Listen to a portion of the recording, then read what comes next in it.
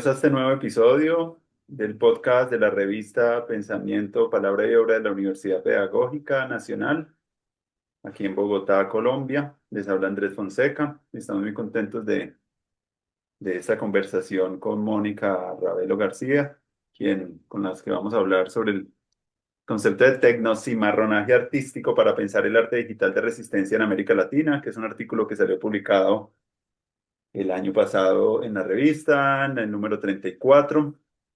Para este año ya estamos próximos a hacer el nuevo el lanzamiento de este número aquí en Bogotá, que va a ser el 13 de mayo, eh, para hablar un poco sobre el lanzamiento. Y bueno, va a estar muy interesante eso. Y bueno, vamos a hablar un poco contigo sobre este artículo, sobre este concepto, que es una propuesta teórica. Y bueno, antes de hablar del concepto de tecnocimarronaje, Mónica, me gustaría que nos comentáramos un poco cómo llegaste ahí, porque sé que tú hiciste una investigación doctoral que hablaba sobre el arte, cierto, visual y digital, y que nos cuente un poco como los antecedentes que te hacen llegar a ese concepto y que nos ubiques un poquito dentro de tu experiencia investigativa, cómo ha sido eso. Sí, bueno, este concepto nace en mis años de doctorante en la Universidad del Paraíso en Chile. En él yo recupero un poco la memoria que también traía de Cuba. Yo comienzo desde Cuba con un gran interés en la fotografía cubana, la fotografía caribeña, hice diferentes propuestas siendo estudiante, ¿no? Para la licenciatura en Historia del Arte en Cuba, que fue sobre fotografía cubana. Yo iba notando una relación que luego supe decir mejor, ¿no? Que era entre las artes y la política.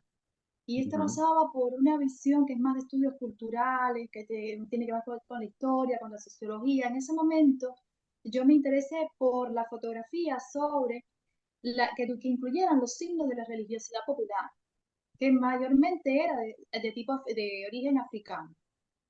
Había un gran interés por eso, que también tuviera que ver con mis raíces, que a lo mejor tiene que ver también con el pueblo del que vengo, de la mezcla que hay en Cuba, y de saber que este grupo, este sector afrodescendiente era históricamente marginado. Entonces, y que también lo han sido sus producciones culturales, más allá de que con esta revolución cubana ha habido una cierta protección o cierta expresión en las artes que se abre más claramente y que busca dar una equidad digamos, en la comprensión de estas expresiones culturales, que en la práctica es más discutible, ¿no? Pero bueno, es parte del discurso público que ha habido en el caso cubano. Y que independientemente de ese discurso público y algunos intentos de su política, eran grupos históricamente marginados y que lo siguieron siendo. Ahí sigue habiendo racismo, sigue habiendo discriminación, independientemente de que también sectores muy blancos empiezan a participar digamos, paulatinamente de la religiosidad popular, esta de origen africano. Entonces, yo me intereso por esto, pero me intereso también por lo que después aprendo a llamar también aparatos tecnológicos de la imagen. En ese momento era la fotografía. Para mí la fotografía era una forma de pausar el tiempo, pero también se vinculaba con lo teatral, en mi visión, como esa cosa de la pose, pero ese tiempo que se paran momentáneamente y que te hace pensar en qué hubo después y qué hubo antes y qué hubo después de esa foto, ¿no? Para mí era como un momento en que el mundo se para, pero que hay mucho más alrededor. Yo siempre la vi misteriosa, la fotografía. Bueno, me intereso por eso. Luego en la maestría, en la historia del arte en Cuba, también me intereso por los pasos. Me intereso primero por la fotografía en el Caribe, caribeña, pero había poca bibliografía, era difícil incluso tener internet. Y me voy quedando con un tema que era el paso de los artistas digitales a la fotografía en Cuba. Como los artistas que se habían formado en las artes tradicionales, en las academias, que tienen un trabajo con la materialidad, ¿no? Hasta ahí yo lo veía, ¿no? era muy intuitiva también esta visión y pasaban luego a la fotografía sin haber tenido suficiente formación. ¿Qué pasaba? ¿Por qué la fotografía les decía algo? ¿Por qué? ¿Y con qué herramientas lo hacían? Incluso con qué rupturas, con lo que se entiende como buena fotografía, ellos se acercaban a sus obras. De hecho, artistas muy reconocidos que conocen perfectamente las leyes, las reglas de la buena conformación de la imagen, ¿no? Pero había rupturas con eso, con lo que los fotógrafos entienden como buena fotografía. Y era interesante también para, digamos, a veces también tratar asuntos políticos, sociales, críticos. Entonces había esta mezcla entre los aparatos tecnológicos de la imagen, en ese caso la fotografía, con lo político y con lo cultural. Porque hay una cultura de la imagen, una cultura visual, para la cual eres formado y con la que hace rupturas mediante este aparato. Luego entro en el doctorado en la Universidad del Paraíso de Chile y a esta fotografía que a veces trataba, igual que trataba la analógica con Barte y otros autores, voy cayendo en cuenta de que estamos hablando de una fotografía que pasa por otros asuntos y complejidades, como por ejemplo el uso de los aparatos tecnológicos pero digitales. Y el profesor nos va dando ese concepto de aparatos tecnológicos, de las rupturas que implican a nivel de temporalidad, de materialidad, de cultura, y eso me cala rápidamente también el aprendizaje sobre la matriz colonial de poder a partir de Miñolo y Aníbal Quijano. Y entonces yo en todo esto vi a Cuba, en todo. Más allá de que nos hablaban constantemente de colonialidad en Cuba, el colonialismo, las cosas, como si Cuba lo tuviera resuelto. Pues no, en cada uno de esos aspectos de la matriz colonial de poder vi la historia cubana, las formas en que habían sido dominadas y controladas, todas las formas de la vida, la corporalidad, la sexualidad, la economía, todo. Entonces, fui uniendo todas estas cosas, estas clases, estos materiales que nos fueron pasando y hubo un despertar y una comprensión del caso cubano desde otra mirada. Y entonces, y además empezar a nombrar cosas, que es muy importante porque como cubana había aspectos que no podrían, no, la teoría que tenían no llegaba ahí, pero Ujú. también a nivel personal, las formas del derecho, los derechos humanos, las formas de la violencia, saber nombrarlas, comprenderlas, ¿entiendes? Como parte de un devenir histórico que seguimos reproduciendo. Entonces, yo dije, bueno, voy a seguir primero por los artistas que se pasan a lo digital, que era la idea que venía trayendo de Cuba, pero me fui ya después moviendo, desplazando, y estos artistas junto con otro grupo los veo entre lo que son los antecedentes, porque muchos además son graduados en los 90 de los que ya tenía, porque en realidad hay otros más jóvenes que también hubieran servido, pero me voy acercando más a las problemáticas que utilizan, que son abordadas por los artistas que usan tecnologías digitales de diferentes generaciones, y voy marcando dos, no, sobre todo cuatro, que tenía que ver con la pobreza, las discriminaciones, otro que tenía que ver con el control totalitario del discurso estatal, otra que tenía que ver con las dificultades de acceso a las tecnologías digitales y otra que tenía que ver con las reacciones resistentes de la población civil, sí, de la población. Entonces, yo divido esto en estas cuatro áreas y me voy quedando con las dos últimas, un poquito reincide, así como pudiera parecerlo, que repite un poco lo mismo, porque es tecnología, solo la tecnología, pero a mí me pareció bien para develar esto como una forma más de demostración de estas dificultades de acceso que tenemos a los recursos digitales.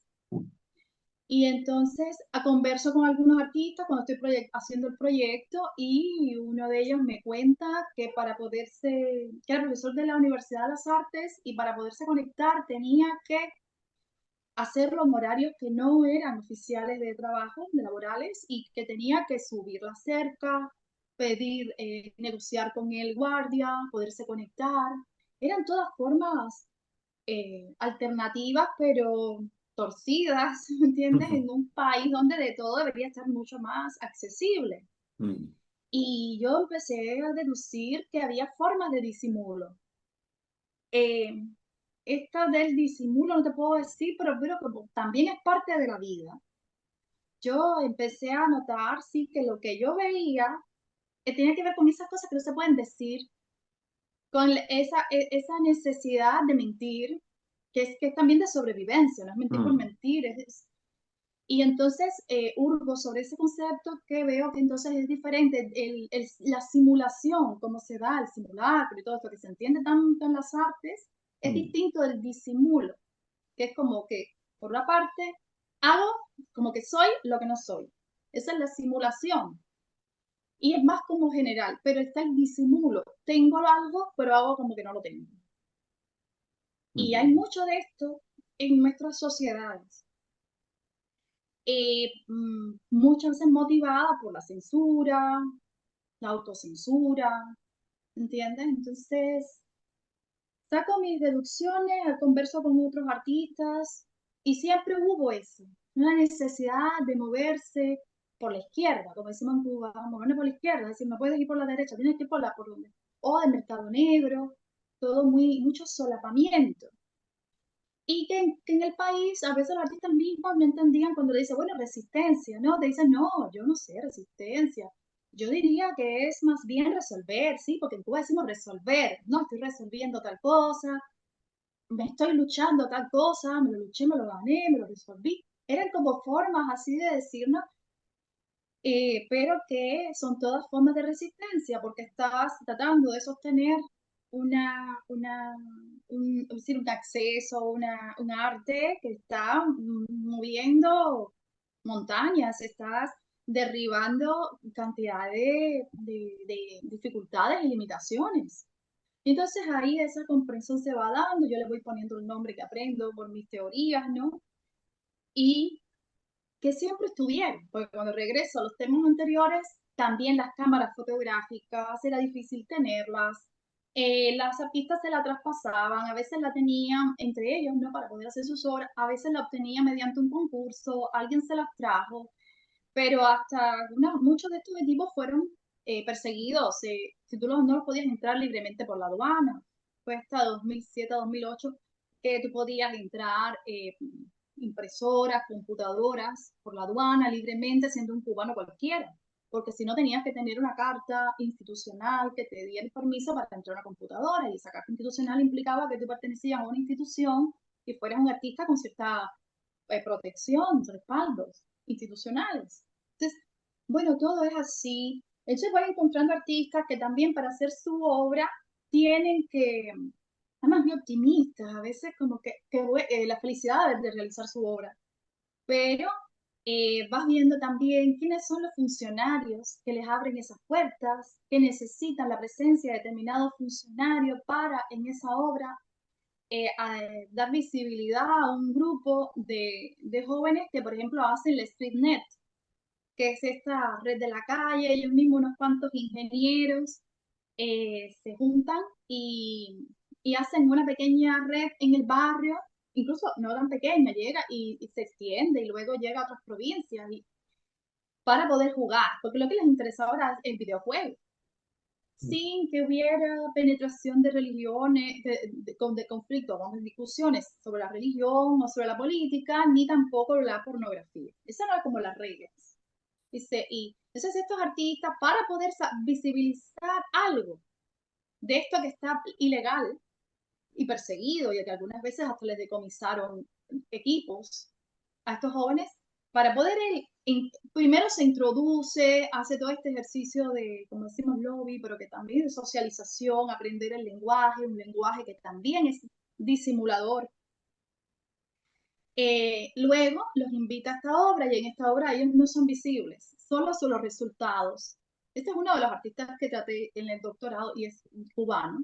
Pero para él poder entrar en todo esto, presentarlo en la Bienal de La Habana, necesitó la protección de quién? De este funcionario, mm, del cual todos hablan que es un gran salvador, el protector del arte cubano, con todas las letras, gente que incluso ha huido de Cuba, pero que todos sabemos que también es un policía dentro de las instituciones. Entonces, pasan estas cosas, simulando, disimulando, desde los que están abajo como los que están arriba. Y a esto ayuda a este sistema que ellos ando con la plantación, cuando los colonos daban el día para que los esclavos salieran y bailaran, o cuando llegaron a negociar con las pequeñas comunidades, o muchas pequeñas, pero por todo el territorio extendido, que Benítez Rojo llega a decir que teníamos una gran república de pequeñas ¿cómo así? Comunidades de cimarrones. Gente que yo te dejo momentáneamente hacer lo que tú quieres, te doy el día para que tú bailes, y tengas tu sexualidad, y entonces todo eso se expresa en los bailes. Igual pasa con todo lo demás. Y entonces son estos otros artistas que van teniendo en paralelo con el poder estas jugarretas o jugadas, porque jugarretas suena un poco más negativo, estas jugadas de sobrevivencia, pero que muchas veces también tienen que ser negociadas con el grupo en el poder. Entonces, tú no puedes salirte tampoco del libreto. Y él está para verlo, pero también para abrirte la puerta y decir sí, él negociar por ti, mediar. Entonces, estas situaciones las fui viendo y de ahí yo saco este concepto. De ahí propongo este concepto del tecnocimarronaje. ¿Por qué? Porque por una parte me inspiro en el cimarrón, que lo veo vivo en cada uno de nosotros, y la tecnología.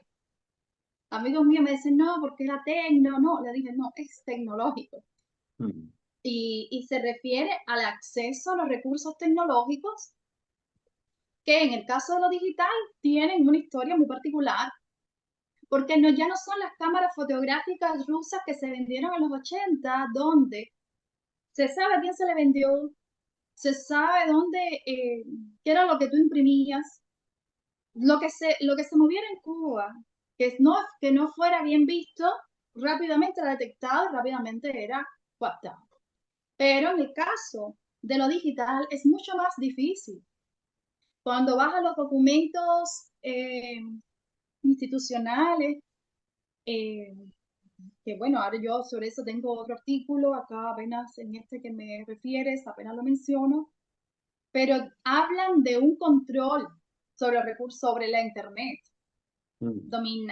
algo que esté controlado y organizado, ya la Internet, cuando tú entras a la red, no puede estar organizada, ¿entiendes? Entonces es siempre como algo que nunca puede estar libre al nivel de lo que está el mundo, sino todo bajo un extremo control, ya sea porque no te vendían las computadoras, ni tampoco el acceso a Internet libre para que cada uno lo tenga en su casa. Luego, empezaron como en 2007-2008 a vender las computadoras, las impresoras a precios altos, ya permitir que la gente le entrara por la aduana. Luego, no te dan la Internet libremente, y así, y los precios son muy altos para los salarios que han sido, en ese momento que yo estaba estudiando, era entre 20 y 30, lo que se decía que era el salario promedio. Fue 20, después fue 30. Y que se ha mantenido igual porque con las crisis económicas, mm, que también se supone que son bien previstas y calculadas, planificadas, los salarios se mantienen en ese promedio.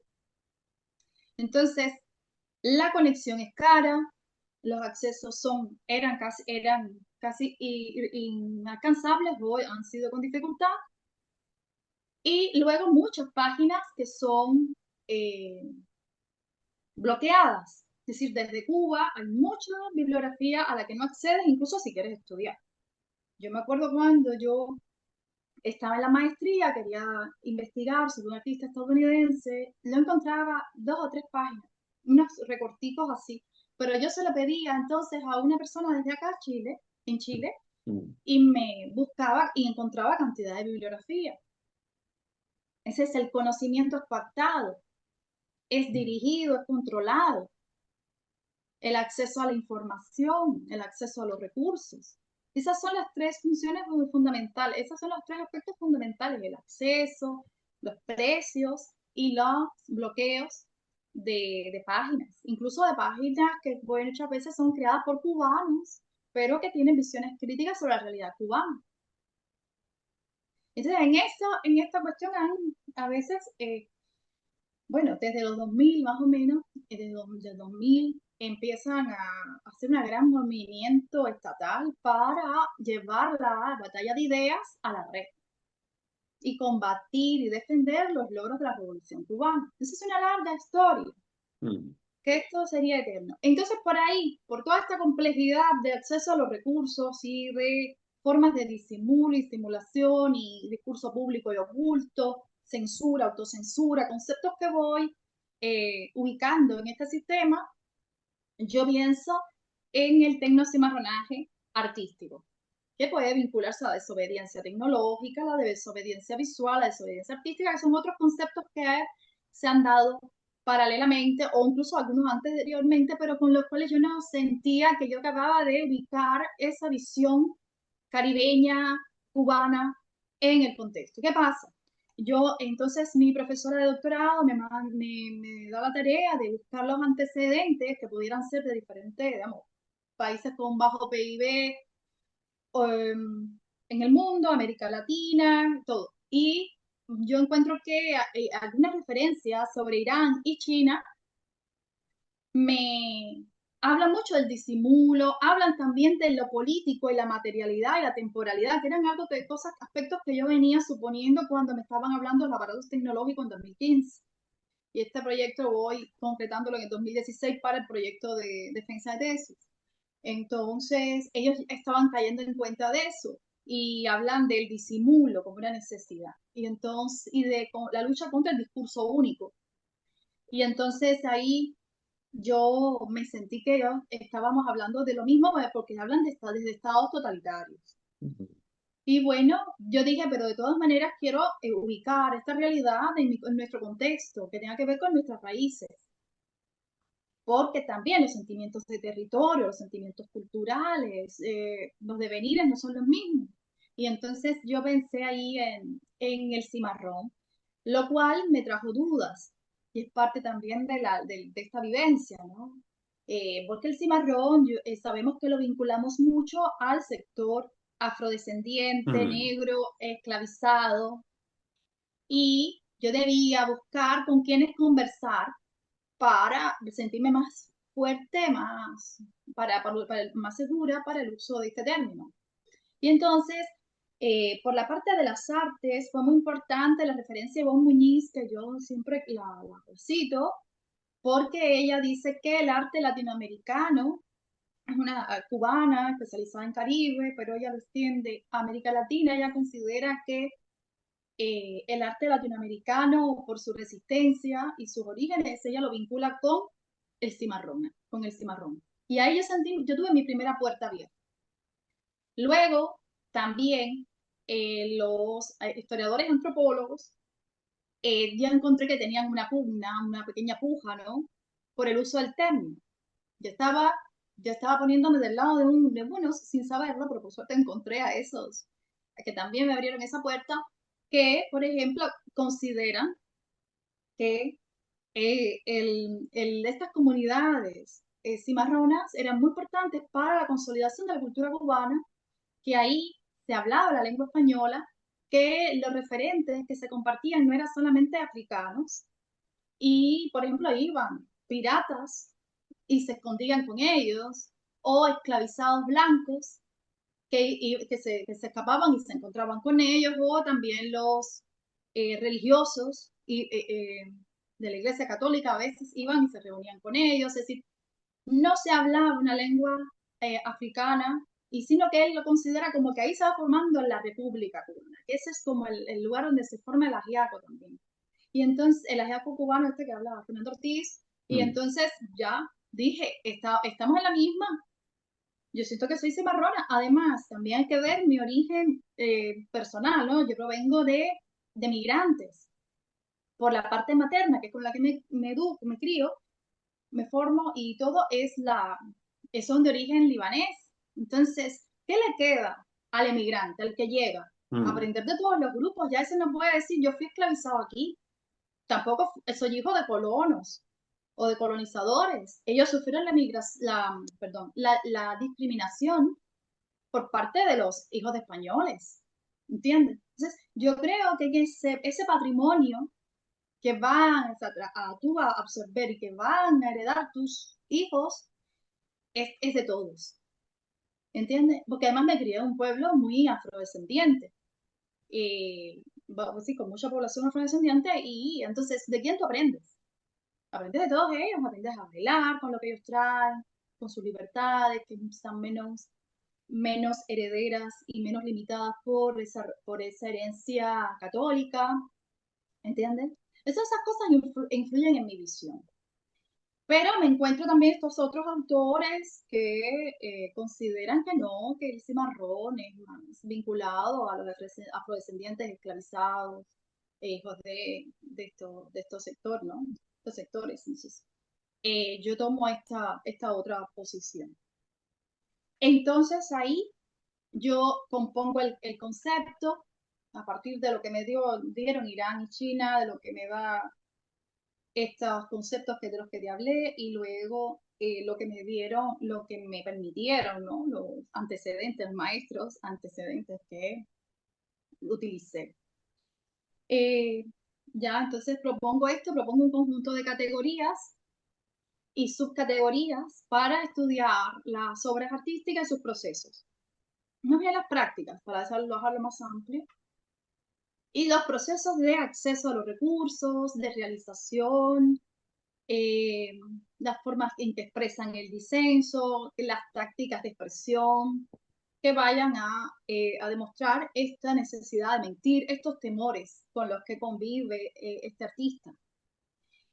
Y luego ese tecnocimarronaje yo quise ver qué me arrojaba en otros países de América Latina que tuvieran situaciones diferentes para el acceso a los recursos digitales, y han surgido coincidencias interesantes más allá del Estado totalitario que nos diferencia, que se hace llamar socialista, y de sus diferencias con otros sistemas que están en un proceso democrático más adelantado y con mayores niveles de acceso a los recursos digitales.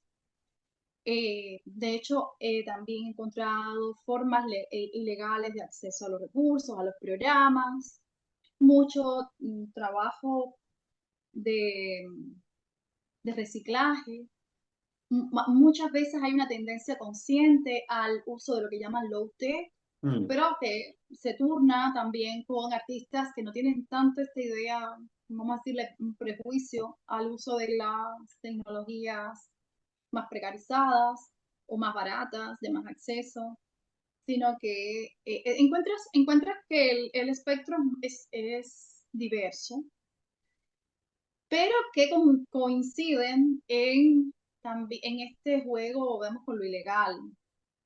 También los temores por los que pasan, con los que conviven, ya sea porque han participado en movimientos políticos y luego son perseguidos, o porque trabajan con los derechos medioambientales y la protección del ecosistema, y saben que sus vidas también peligran en ambientes en los que han sido asesinados numerosos activistas medioambientales. Entonces, nuestras sociedades siguen viviendo bajo el temor de diferentes maneras, muchos prejuicios también. Las personas, digamos, de origen indígena y afrodescendiente, pero también incluso quienes son un poco más blancos y ojiclaros, porque eh, estas historias de clase y de lucha de clases también se han derivado en formas de lucha y de prejuicios que tienen que ver con lo físico, con el fenotipo, o que llaman racial, más allá de que sabemos que la palabra racismo, racial está en discusión. Entonces, encontramos numerosos conflictos que son heredados y que se reproducen.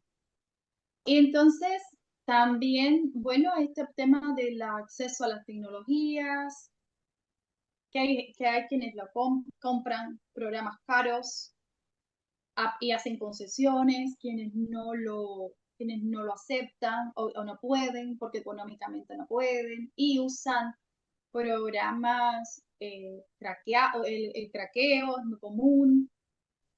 El, entonces, así uno va como entendiendo que las situaciones de los artistas siguen siendo muy precarizadas en diferentes ambientes, Mm. diferentes países, diferentes contextos, más allá de nuestras diferencias políticas. Eh, A mí me no gustaría sé si hay algo preguntarte, más. me gustaría preguntarte qué distingue este arte digital de resistencia latinoamericano de otras formas globales de arte digital, de lo que has encontrado, qué es lo que ves como una, porque has puesto unas cosas que me parecen muy interesantes recordar de esto del disimulo, acá en las comunidades palenqueras y en comunidades también que he conocido también en Brasil, en los terreiros, que aguardan un poco las sabidurías afroamericanas, se han convertido como en espacios del oculto, ¿cierto? Para resguardar unos conocimientos y ahí suceden unas prácticas artísticas también que tienen que ver con ese cimarronaje, acá también en el Caribe colombiano. En el concepto de cimarronaje están como esas tácticas de la ironía, el doble sentido, ciertos modos de sincretismo, pero que tú ves que esas mismas tácticas también se ven en los artistas digitales, ¿cierto? Esa es como la conexión entre unas tácticas y unos recursos y unas estéticas también que usan los artistas en América Latina. Pues yo quisiera saber también un poco cómo ves tú este arte digital de resistencia en otro, cómo se ve en otros contextos también globales y qué es lo que lo hace singular. Mm. Yo no lo he notado tanto en otros artistas. Ni esa fuerza etnográfica tan étnica, tan fuerte como la encuentro en América Latina, esa Mm. búsqueda de los orígenes, que estamos siempre como explicándonos más quiénes somos y, y imponiendo vaya, imponiendo por necesidad, ¿no? Repensándonos, ni tampoco esa necesidad tan grande de recurrir al reciclaje, a recursos precarios. Hay más acceso Mm. a, a tecnologías de punta, más caras, más complejas, o Mm. bueno, no sé, la palabra compleja también vuelve a ser contradictoria, Mm. pero más de punta, más actualizadas, por ejemplo, en otros países. De hecho, se sorprenden bastante los artistas de los centros del mundo, ¿no? De los países con mayor acceso, de las habilidades de los artistas latinoamericanos, por esta capacidad para reciclar y este gusto también, que tiene que ver con su, vamos a decir, búsqueda eh, identitaria también. Creo que Mm. hay mucho de lo popular, está el reciclaje, pero de tecnologías. Eso me pasó con algunos artistas colombianos. Me decían, yo compro tecnología usada, ya Mm. usada por otros, y de esa manera también estoy participando en un toma y daca que tiene que ver con experiencias históricas, no de otros. Entonces, estoy en esa comunidad sin necesariamente estar hablando con la persona que me dio ese aparato, ese, tiene otro nombre, pero bueno, este recurso tecnológico. Y van y los compran. Y son personas que a veces que sí se reconocen como que tienen que tienen acceso, que tienen economía para obtenerla, pero les gusta esta vivencia y lo consideran más ecológico también. Entonces, hay esta revisión identitaria y esta Mm. pregunta por lo que soy, por lo que traigo, por mis orígenes, eh, que yo no encuentro igual, para no decir que no lo encuentro tanto, en artistas de otras latitudes Mm. que les gusta experimentar y que una no siente esa densidad política, que igual lo han tenido, porque los antecedentes del arte digital la han tenido, ¿no? Eh, pero, pero no con esa misma carga histórica. Sí, Estoy hablando por un sector, por una comunidad, por un lugar del mundo que, que quiero hacerlo ver, que quiero hacerlo valer, ¿no? mm. sino que, bueno, ha habido sí contradicciones con los gobiernos. Tú analizas Y tres contextos, Cuba, Chile y Colombia, ¿cierto?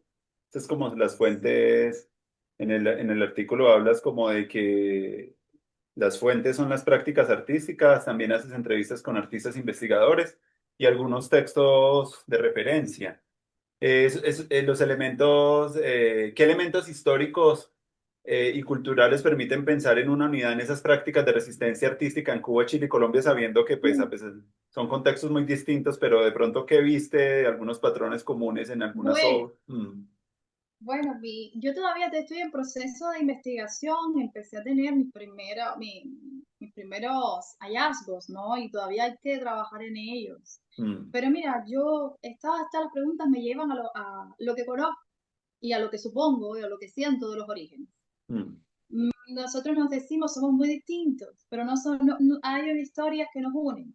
mm, Cuando quise saber sobre el cimarrón, pero también sobre las armas, la historia de la lucha, de las ujú, armas, supe, precisamente por alguna autora colombiana, que está como en el centro, ¿no? De cómo era el traspaso de las habilidades de lucha, de las tácticas de lucha y de mm, las armas entre el Caribe y Sudamérica. Los indoamericanos y los indocaribeños y afrodescendientes. mm, Y había semejanzas, hubo traslado histórico de tácticas de lucha, sin movimiento del cuerpo, de los cuerpos, e intercambio también de armas. Y al mismo tiempo, en todos estos contextos, se está dando un intercambio y vamos allá, que la palabra mestizaje también ha sido muy devaluada porque se presta para encubrir las diferencias por ejemplo, de los afrodescendientes por la discriminación y racismo que han sido sometidos. Pero vamos a utilizarla momentáneamente, eh, que ese mismo mestizaje y esas mismas mezclas la ha habido mm, entre el armamento y formas de lucha de los colonizados y los colonizadores. Ha habido incluso armas que comienzan, son las varas de los indoamericanos, por ejemplo, con la terminación de los colonizadores, porque había ese tipo de reciclaje, pero igual lo hubo a niveles regionales. Eh, yo noto diferencias en los contextos de sus historias, mm. pero también noto semejanzas. Y en este trabajo, las cosas que señalo, los aspectos que señalo en el artículo, tratan estas semejanzas en cuanto a las inquietudes, en cuanto a las formas de acceso a los recursos, las formas de esa resistencia a la que me refiero, este acceso, por ejemplo, esta tendencia al hackeo, al pirateo, al craqueo, la Mm, compra de programas y actualizaciones, pero a veces también de usos ilegales. Eh, Son muy semejantes. Luego va a venir el capitalismo a un poco como a paisar las diferencias, a poner a las personas a consumir cosas muy semejantes que van a un poco que esta globalización también viene a matar un poco las diferencias. Pero en cada uno de estos países yo he encontrado semejanzas, por ejemplo, para revalidar las costumbres de las comunidades, de las poblaciones, de los barrios. Igual lo noto en Colombia con, por ejemplo, Shahin, esta artista de apellido Shahin que tengo por acá. Hoy tengo el nombre. Mónica, no, El Claudia, interés, no. no está bien. Hay intereses muy semejantes, pero ¿qué es lo que más yo he visto a niveles ya más artísticos? Bueno, que en el caso de Colombia me he encontrado con más Lorena Chajín. Lorena. Si no estaba Mm. tan mal mi memoria, pero no hay problema con los nombres. Entonces, y también hay ese interés por las aguas, por lo medioambiental, por la Mm, contaminación. Es más intenso lo que voy encontrando con mayor conciencia conceptual en Chile y Colombia.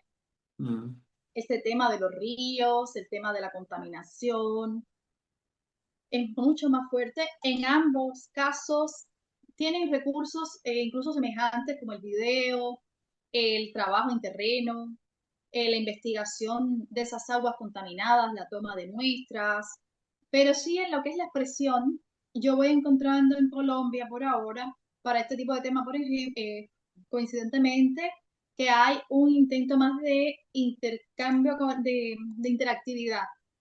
Y un ejemplo muy interesante es el de Laura Colmenares, por ejemplo, cuando pone las pantallas y da la posibilidad de que el usuario participe, busque en la pantalla, mientras que en otros casos lo que he encontrado es más eh, de, no sé, la palabra representación es muy maltratada y maltratadora a veces también, pero como más de figuraciones instalativas, eh, sí, sí, de instalaciones con diferentes recursos que a veces tienen movimiento, que tienen más intervención de recursos sonoros, pero algo como lo que, por ejemplo, Laura Colmenares presenta en su capítulo número 1, Ríos, por ejemplo, es algo más interactivo, tú puedes intervenir, tú puedes profundizar.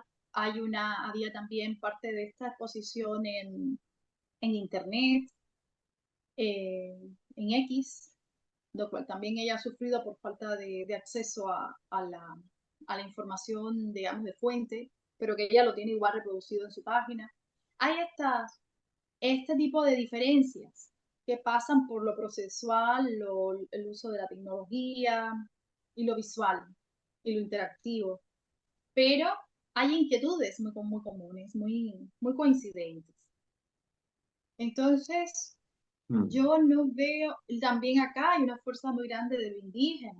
Ha habido una conciencia paulatina sobre la presencia afrodescendiente, En Chile. Mm. pero hay mucha lucha con los derechos de los indígenas de Chile y en Colombia también ha habido este problema con los grupos afrodescendientes, los desplazamientos, la precarización, la violencia. Entonces, yo creo que más allá de cómo se nombren, Mm. están, lo que cada uno de esos culturas reproduce, eso es más descriptivo, me parece, pero los fenómenos tienen sus semejanzas. Entonces es posible pensar que hay unas continuidades entre esas formas de resistencia ancestral y las prácticas digitales contemporáneas. Eso es lo que también empiezas tú a ver con el concepto, ¿cierto? Que hay unas formas de resistencia, de disimulo, y es en las tácticas donde más el concepto se puede como apropiar. Pienso yo también, porque tú hablas ahí del low tech, del reciclaje, de la desobediencia, son formas también de meterse sí, de como pero ahí uno se pregunta actualmente si es posible uno fugarse del sistema sin ser reabsorbido por el sistema, que es lo que muchas veces esas técnicas de ocultamiento y de disimulo buscan es también que no sean apropiados por muchos. Alguien me contaba de un palenque acá es que muchas de esas estrategias de disimulo también las han hecho para también protegerse del apropiacionismo de esos conocimientos. A veces lo hacen como una manera de supervivir, ¿cierto? Entonces y el trabajo tuyo también, antes de hacerte otras preguntas que me gustaría también hacerte sobre la investigación, háblanos un poquito de lo metodológico, que me parece muy interesante en ese contexto donde yo trabajo, que se forman también personas, educadores y artistas. ¿Cómo fue esa metodología y qué retos de pronto tuviste a la hora de hacer un estudio también que tiene algo de metodología comparada? Hablemos un poquito de esto de la metodología. Sí, bueno, yo partí por lo que básicamente se dice, que es cualitativa, que sigue el método de análisis de discurso, que sigue una perspectiva de arte digital de resistencia y un enfoque, digamos, de este tipo también, pero, y de colonial, ¿no? Un enfoque de colonial. Pero en la práctica, sí ha habido esta lectura de las entrevistas porque ha habido fuentes importantes como las entrevistas, las obras y las literaturas de referencia. Y he tenido que como comparar esas fuentes. Ha sido muy importante la revisión de las obras, pero también, y muy importante las entrevistas. Hay veces que las escrituras o antecedentes escritos no han sido, digamos, tan profundos como una necesita, porque buscan otras cosas o porque a veces no, la obra todavía no ha sido muy, digamos, analizada. Ujú. Pero las entrevistas Mucho dan mucho para contexto. esta Mm. revisión, sí. Los artistas a veces incluso van entendiendo los términos que tú les vas proponiendo, se van revisando, incluso te llegan a dar las gracias porque no se habían visto tanto desde ahí, ya con palabras, le han dado forma a vivencias. En todas estas conversaciones uno va viendo también en este análisis del discurso cuando están más cercanos, o sea, o más avisados sobre el uso de estos términos, qué prejuicios tienen, cuáles no, qué tiempo se demoran en reconocer o qué aspectos sí declaran y otros que prefieren no decir. Y cada uno de estos silencios y palabras son muy importantes. Luego, lo que te explican sobre las obras, sobre los procesos, cómo se van viendo y te están, digamos, diciendo de qué manera viven la censura y la autocensura. Es un acto de apertura y de vulnerabilidad importante. Que hay quienes dicen, no, yo nunca me autocensuro, pero ¿cómo? Si puede, hurgas un poco más, incluso le ayuda a saber de cuántas formas se autocuestiona cosas para poder ser aceptado, para poder vender mejor, para no ser agredido o para evitar malos entendidos y persecuciones.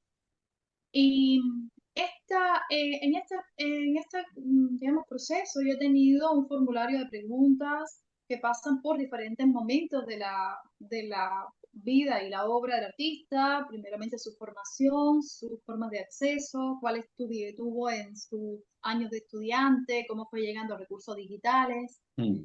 cómo ve los recursos digitales en términos políticos y, y luego entramos en cómo se censura, autocensura, esos aspectos, y luego cómo algunas obras, entramos al detalle de algunas obras, donde ellos describen lo que, cuál era su intención original, qué es lo que logró hacer, y eso. Entonces voy tomando como eje las tecnologías, porque es como el eje mío, Mm. mi eje conceptual toma como centro las tecnologías para llegar desde los referentes ancestrales, por ejemplo, a los digitales, pasando por una cultura digital, pasando por las formas de la cultura, donde lo tecnológico es importante, y comparando al mismo tiempo dentro de un sistema donde los aspectos todos se intervinculan, las formas históricas de lo colonial y las formas históricas de la resistencia, Mm. de lo ancestral a nuestros gobiernos actuales y las formas de la resistencia, que es como este paralelo en el que yo me muevo, ¿no? Mm. Es parte de mi propuesta. Entonces, sí, yo creo que la metodología en lo más fuerte ha sido eso, en esa lectura cuidadosa, a Mm. veces un poquito también desconfiada Eso, de los términos expresados, de los términos de los temores, que incluso hay artistas que te dicen, como yo soy más blanca y eso yo guardo mi forma, yo en las fotos trato de no salir tanto, yo quisiera que esto no se dijera, ¿me entiende? Porque es como una revictimización, es como victimizar a alguien que se entiende que tiene poder. Entonces, te están hablando de una cantidad de aspectos a la misma vez que son ambientes de miedo, que son en los que vivimos. esa es la otra pregunta que tenía yo. ¿Cómo hacer para que ese concepto, cierto, podría el tecnocimarronaje convertirse también en una estética domesticada por el mercado o la academia? ¿Cómo evitar que se pierda esa potencia política? Porque estamos hablando de una relación entre arte y política y cómo hacer para que en esa conceptualización cómo hacer para que no se pierda ese filo siempre crítico y de resistencia, porque tú sabes que a veces cuando se explicitan mucho las cosas, se pierde a veces su potencia y su brillo, y muchas de las prácticas del cimarronaje fueron también en ese hecho del disimulo. ¿Cómo ves tú eso para que de pronto el concepto no pierda esa potencia. ¿Qué deberíamos pensar o hacer o reflexionar nosotros a la hora de abordar estas realidades que tú estás trabajando para que evitar un poco ese adelgazamiento que de pronto ya con el concepto a veces se aplane mucho, muchas realidades que son más complejas? Esa es una pregunta que tenía también. Bueno, yo quisiera, eh, yo creo que no se va a aplanar porque la diversidad de las artes se va a imponer, porque el artista está para pensar, para resistir, para complejizar y para dialogar. Mm, De mirada crítica mayormente. Hay quienes llevan esta mirada crítica a los centros de poder, a las ex metrópolis, y allí forman sus pequeñas luchas, a veces también con disimulo, con juego, pero también pagando consecuencias, como mm, en los museos, por ejemplo, cuando tú vas y remueves esta memoria colonial que se ha apoderado de nuestras riquezas. Y ese caso es muy importante eh, verlo, por ejemplo, en artistas colombianos. Eh, pero Juan Covelli, exactamente.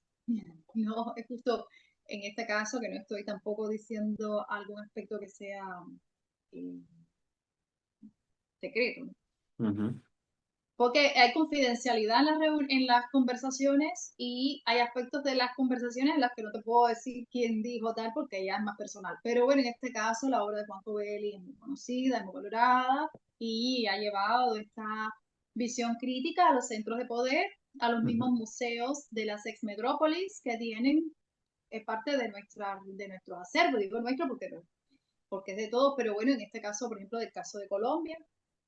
Entonces, eh, yo creo que todavía hay mucho que hacer para seguir debatiendo sobre nuestros países porque ni el capitalismo ni la globalización llegan a, eh, a, a callar estas voces porque los problemas, precisamente los problemas de América Latina son tan intensos y las diferencias sociales de clase, de tratamiento de las personas según su físico y toda más bien la extracción de recursos es muy fuerte mm, y hay mucho por hacer.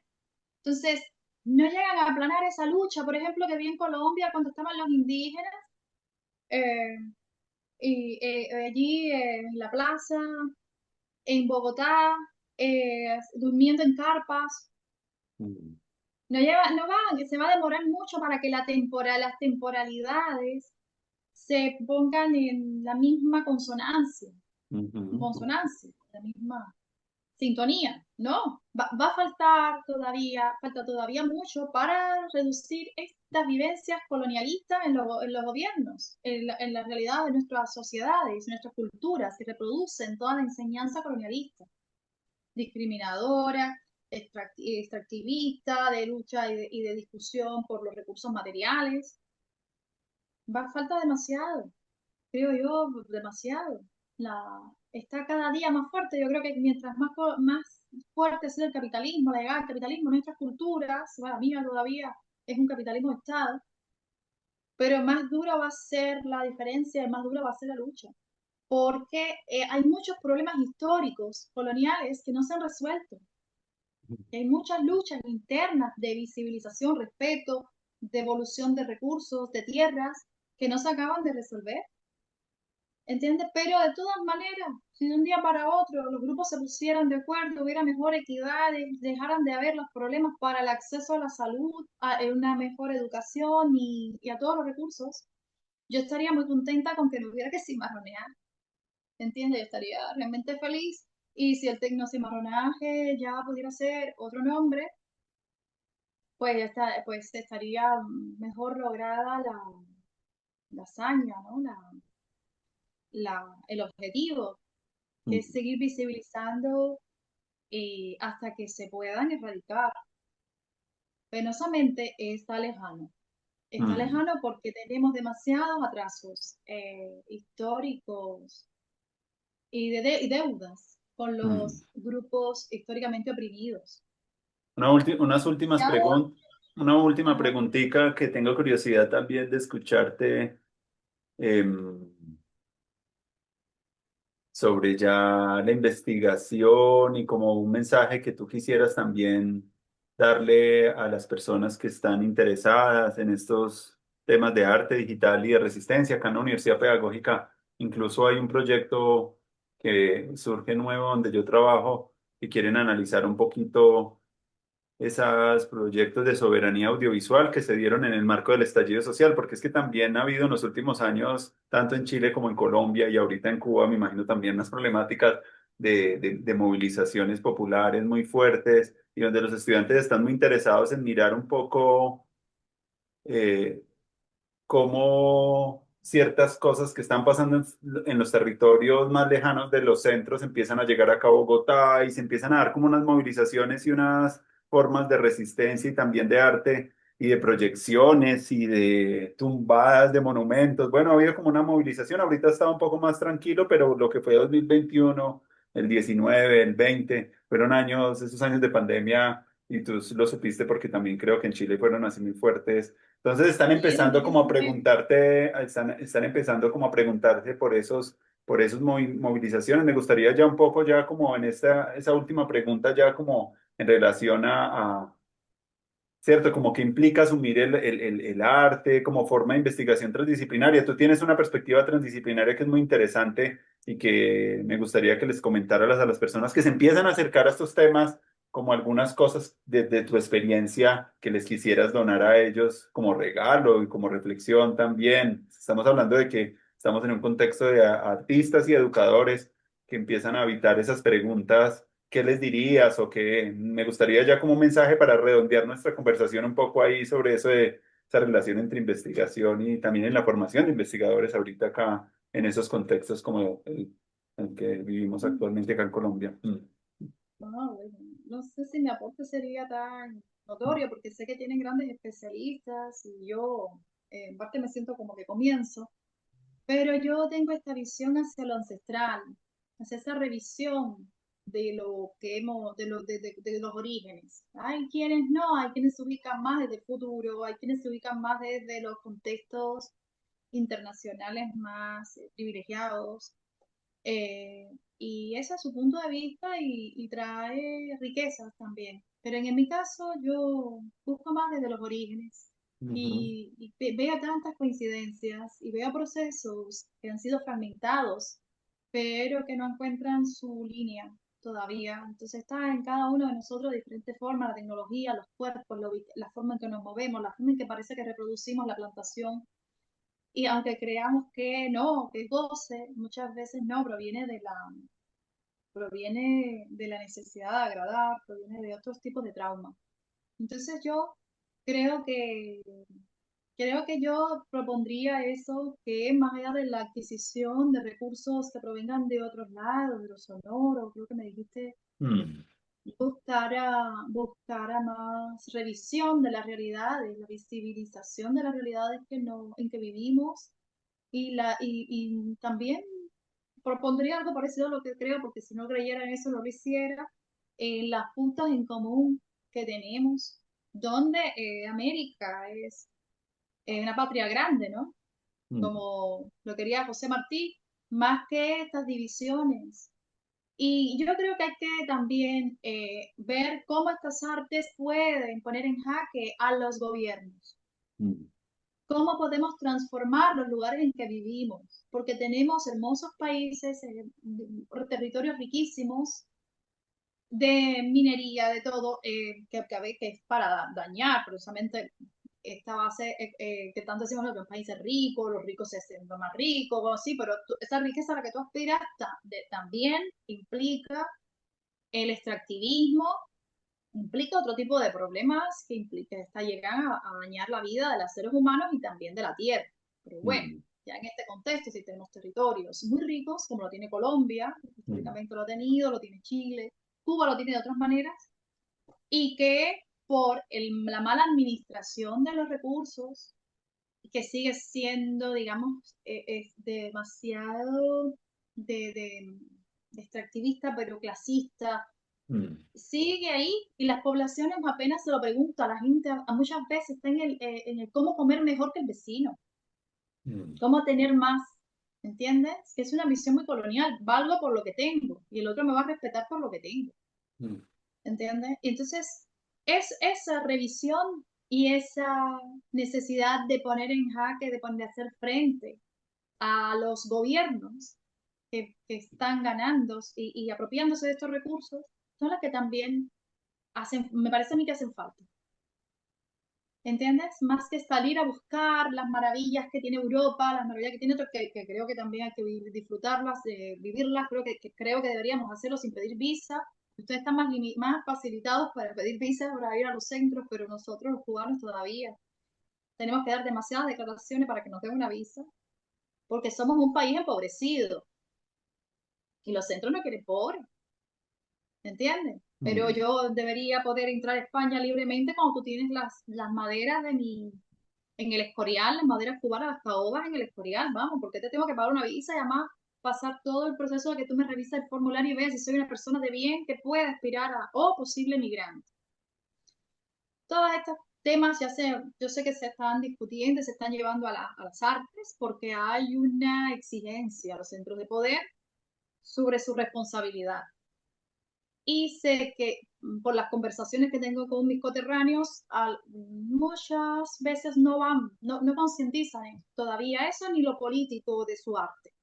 Todavía yo debato, discutimos, pero es parte de la niebla mental, la ceguera a la que hemos estado sometidos. Donde lo político es malo, pero es que lo político es absolutamente todo. Si yo me vista de este color o me siento de esta manera, ya es político. Influye en la cultura, influye en la polis, ¿no? Mónica, Pero sí, dado que hay ha hablado mucho, ¿eh? tanto desconocimiento a veces del arte cubano y el flujo de ese arte en otros contextos, danos unas referencias también de este arte que tú has encontrado también para que nosotros acá desde acá Colombia podamos también revisar algunas personas que están haciendo esos tecnocimarronajes o esas infiltraciones creativas en el sistema de maneras creativas y sería chévere porque en Colombia, en Chile tenemos un poquito más como, pero a veces con Cuba por el mismo dificultades de acceso a la Sí, información como, y al internet y esto, como que nos des de pronto unas pistas por ahí para terminar. Ya vamos por sí, la hora. sí. Sí, mira, pasa que yo fui encontrando un grupo muy grande con subgrupos en el acceso a lo que fue, a lo que han sido los recursos digitales, de artistas que venían de generaciones anteriores, desde los 90 y previos. Y luego con más conciencia y algunas veces con visiones más críticas, claramente dichas, otras veces insinuadas y otras veces que las he tenido que escarbar. Porque hay todo este juego que pasa por muchas cosas, hasta la desconfianza política. Entonces, bueno, yo en la tesis que me fui enfocando en lo que es el acceso a los recursos digitales y las formas de rebeldía popular y cómo los artistas participan en ella, cómo la reflejan, cómo llegan ellos mismos a extraer recursos o a entrarlos por la aduana de una manera encubierta, que es muy parecida a la que hace la gente, hacía la gente en la calle. Bueno, todo eso ha sido muy, muy revelador. También de esta mezcla entre lo, no sé si lo oculto no es una palabra muy justa, pero lo letrado, ¿no? Lo que es académico y lo que es más popular y lo que es artístico y lo que no, busca hacerlo, ¿no? Entonces, en esto yo fui sacando, extrayendo, tengo numerosos nombres. Yo sé que ustedes han recibido igual artistas muy importantes, como lo es José Ángel Vincent, que fue mi primera revelación. Porque José Ángel Vincent, y lo quería tener en la muestra, pero después ya lo fuimos viendo los antecedentes, no se consideraba un artista digital, pero casualmente, momentáneamente lo hizo. Y ahí yo dije, ahí está mi primera pista, porque él usaba los rostros de los presos políticos que eran innombrables en Cuba por la televisión, los primero dos canales, después cuatro canales. Creo que ahora hicieron un quinto canal, todo dominado por el gobierno. No se les mencionaba, la gente no conoce de los presos políticos, pero luego cuando tenían que dar alguna noticia por alguna presión internacional o interna, ellos entonces decían que eran unos delincuentes. y le hacían todo un historial de delincuencia a estas personas. Y ahí te acordabas, te enterabas. Bueno, él se enteró porque estando en Miami oye hablar de esto y empieza a conseguir estos rostros y estos rostros los intercala con rostros de Fidel Castro o como de ministro, de lo que se puede saber, lo que se puede ver, lo que se puede oír con lo que es desconocido. Y hace este juego entre lo pictórico, el pixel, llevado a la pintura. Hace un juego de lo pictórico, esta fragmentación de imágenes a nivel fotográfico, pero también lo hace paralelamente por otro tipo de técnica. Y todo el tiempo yo vi en eso ese juego de voces de lo prohibido, ¿no? De subversiones. Y fue mi fue algo así que me dijo, aquí hay una cultura del silencio y ya después lo muevo a los antecedentes, no es él precisamente un gran ejemplo del arte digital, pero Mm. fue mi revelación. Y por eso es que tampoco lo sacaría, ¿no? Y él ha estado en Colombia, él ha estado en Colombia varias veces. Pero bueno, nada más allá de esta anécdota, yo en mi tesis, por ejemplo, me referí a Rodolfo Peraza, que vive entre Cuba y Estados Unidos. En Estados Unidos tiene un laboratorio y en Cuba también sobre arte digital, que también sufre en algún momento la presencia de policía, el deseo de saber qué estás haciendo, esa persecución. Y que en sus obras él lleva imagen digital y la pone en internet, en Instagram, las primeras experiencias de los hotspots, los primeros 5 hotspots que se pusieron en La Habana, él fue hizo una investigación sobre lo que las personas visitaban.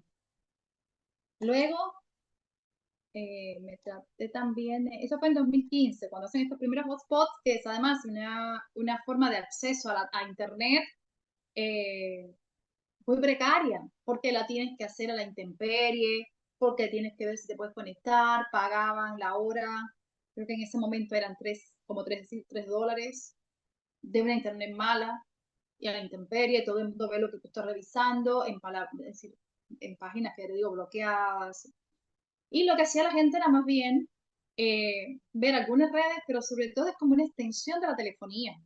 Hasta ahí llega la cultura de la mayoría. Luego tuve en cuenta a Naivi Pérez, con Rewel Altunaga y Yaudel Estenos, que hace la obra Fax, a la que me refiero en el artículo. Ella sí ya venía con Rewel Altunaga, de hecho con Rewel fue muy importante, la enseñanza sobre las artes digitales, con mucho concepto, con mucho hambre de conocimiento. Y ella hace la obra Fax con ellos dos, que es como abrir un espacio en Facebook. En 2014 abre un espacio en Facebook para darle voz a las personas de las poblaciones y que nunca habían accedido a Facebook y no tenían un perfil. Entonces pone estos comentarios de las personas y les pone una foto. Es como darle voz en estos lugares donde no han podido llegar. De hecho, les ponen Cuba y la tuvieron que exponer offline, y con reproducciones de pantalla, con documentos de todo el proceso, que también es un poquito como disimulador, porque hace como que va a hacer un curso de actualización tecnológica, todos estos temas que también explico ahí en el artículo, y se mueve por varias provincias. Esto todo fue puesto offline.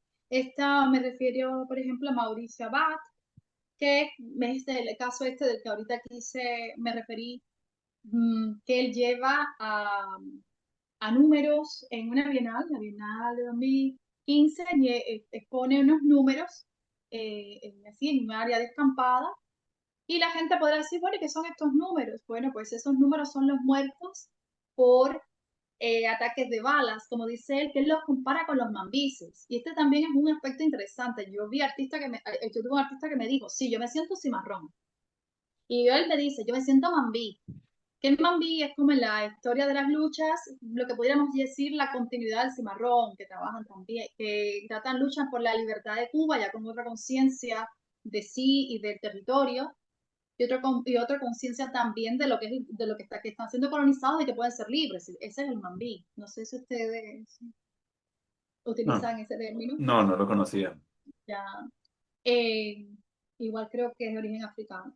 Y entonces él pone estos números que provienen de un lugar donde no se dice quiénes son ni dónde están, pero son los muertos que se están produciendo en los videojuegos de la StreetNet, que es de la que te hablé ahorita, que es una red de la calle que ya se legalizó, pero que en ese momento era ilegal, de chicos jóvenes que querían hacer videojuegos y compusieron su propia red.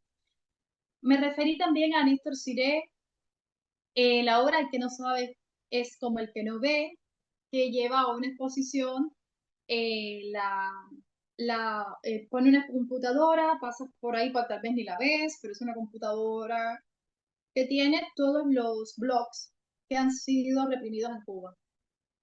Entonces la gente puede bajar estos blogs y leerlos, estudiárselos después en su casa, pues con una memoria. Que también en Cuba ha habido muchas redes de memoria. No sé si has oído hablar del paquete semanal, Mm. que es una forma de llevar a la comunidad, al barrio, lo que hay en Internet. Entonces la gente puede comprarte el Tera de materiales, de estos, series, películas, y los ves en su casa offline. Este paquete semanal recientemente lo quisieron perseguir. Creo que después hubo una liberación de nuevo, porque es de lo poco que el cubano puede tener. No había otra forma de ver cosas que no sea lo que pone la televisión cubana. Que muchas veces sí, son muy buenos filmes, pero son de los 60, de más atrás, que es lo que te permite la conciencia erudita de ellos. Y entonces, pero que igual ha respetado esas reglas de no pornografía, no política, no religión, nada que sea problemático. Néstor Siré, bueno, con esto él mismo explica cómo hace el movimiento por la ciudad. Hay toda esta cuestión en mis acercamientos sobre cómo es el proceso, quiénes participan, qué cuerpos se mueven y por dónde se mueven esos cuerpos, ¿no? Entonces, muchas veces esos cuerpos pueden actuar dentro de la ciudad, pueden participar en redes de intercambio de personas que venden discos, materiales y hasta introducen su propia obra, como lo ha hecho Siré. Pero hay veces que para acceder a Internet y a determinada información tienes que hacerlo desde fuera, ¿entiendes? O, como te decía, profesor que trabajando en la universidad ya no podía acceder a Internet, pero tiene que saltar la cerca y ya tener una actitud ilegal en ese espacio que no te pertenece estar en ese horario. Entonces hay como este tema que yo en estas categorías que defino y que describí ahí en el artículo, eh, tienen en cuenta esto de la expresión de carácter y el diálogo con las instituciones también, cómo dialogan con la cultura, que también no necesariamente está institucional, pero también Y en este proceso de la práctica artística está en estos aspectos del desplazamiento, de los cuerpos, que fue lo que también me fue motivando a dejar a Vincent en la parte de no solamente por la edad y los usos de recursos, sino también por los movimientos de los cuerpos. Él es más de una figuración plana y así. No sé si No, no, muy bien, muy bien. sentido. Qué viene para ti ahorita? ¿Viene qué trabajos o en qué viene? ¿Qué sigue para ti? Y ya con esto cerraremos nuestra conversación para ver qué puntos Bueno, de fuga de pronto se están estableciendo a partir de de este trabajo, porque veo que es como una continuidad también que vienes haciendo desde hace unos años, como que por dónde va circulando tu interés ahorita. Y bueno, te agradezco mucho la participación, Mónica, de poder hecho esta conversación. He aprendido mucho y me parece muy valioso el diálogo contigo. sí, bueno, por mí ya yo estoy tan contenta y empinada con la conversación que no quisiera terminar. Pero bueno, ya que no queda otra, yo debo completar ya mi postdoctorado. eh, que ha sido con el apoyo de la agencia, esta parte, la Agencia Nacional de Investigación y Desarrollo, que tiene su sección de Fondo de Ciencia y Tecnología, Fondesit, que fueron quienes me dieron el premio y me han sostenido la investigación. Esto es muy importante, debe quedar plasmado. Y, con ellos ya debo completar la entrega de resultados en estos días. De hecho, estoy llenando mis informes. Y posteriormente, pues seguiré concursando. Hay muchos temas que van surgiendo. Y por ahora me ha dado mucha curiosidad qué pasa con los artistas que trabajan las temáticas. Tengo como 12 temáticas que describí en el artículo, pero entre ellas, ¿qué pasa con las ecopoéticas? Que está tomando una gran fuerza, pero no es simplemente moda, es serio y además me interesa ver cómo el arte, qué retos tiene este artista que trata estos temas. Como te decía ahorita, también se han sentido en riesgo y en países y un continente donde los activistas mueren o son asesinados. Y a partir de ahí, ¿cómo resuelven sus obras? Mm, Eso es un tema que me está interesando, aunque todos los demás, como la racialidad, mm. ya me venían interesando desde la licenciatura y creo que van a seguir. Eh, pero bueno, hay que ir poco a poco, porque Bueno, todavía Mónica, a mí me alegra mucho y tengo muchas más curiosidades de tu trabajo. Seguiremos hablando más adelante y te agradezco mucho estos minutos que compartimos de tu trabajo de investigación y del artículo Tecnomarronaje Artístico y te agradezco mucho por tu escucha y tu participación. muchas gracias a ustedes por tenerme en cuenta y por haberlos conocido, haber estado en Colombia, haber disfrutado del Festival Internacional de la Imagen, que fue una experiencia muy hermosa. Yo espero que se repita. Muchas gracias.